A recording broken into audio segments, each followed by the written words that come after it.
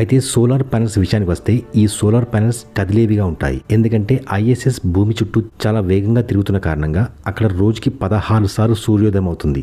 అందుకని ఈ solar panels సూర్యుడు ఉన్న దిశగా వాటి డైరెక్షన్ చేంజ్ చేసుకుంటూ ఉంటాయి. ఒకవేళ సోలార్ ప్యానెల్స్ ఫిక్స్ గా ఉంటే సూర్యుని కాంతి సరిగ్గా పడదు కనుక విద్యుత్ ఉత్పత్తి జరగడం కష్టమవుతుంది. అందుకని అవి ఎప్పుడు వాటి డైరెక్షన్ సూర్యుని వైపు మారుస్తూ ఉంటాయి. ఐఎస్ఎస్ లో సోలార్ ప్యానెల్స్ ఒకేసారి 120 కిలోవాట్ల విద్యుత్ ఉత్పత్తి చేస్తాయి. ఈ విద్యుత్ మన భూమిపై 110 ఎయిర్ కండిషనర్స్ నడపడానికి సరిపడే విద్యుత్ అంత ఉంటుంది.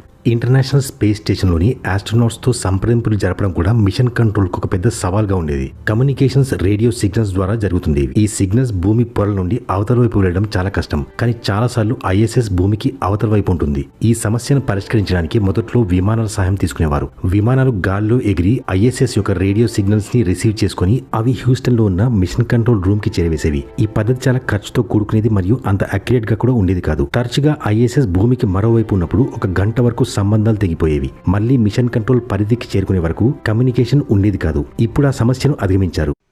ఈ ఇంట్రెస్టింగ్ వీడియో చూడాలంటే కింద ప్లే బటన్ నొక్కి ఇప్పుడే చూడండి, లేదా యూట్యూబ్లో మా గ్లోబల్ చర్చ్ తెలుగు ఛానల్ని సబ్స్క్రైబ్ చేసుకుని కూడా చూడొచ్చు.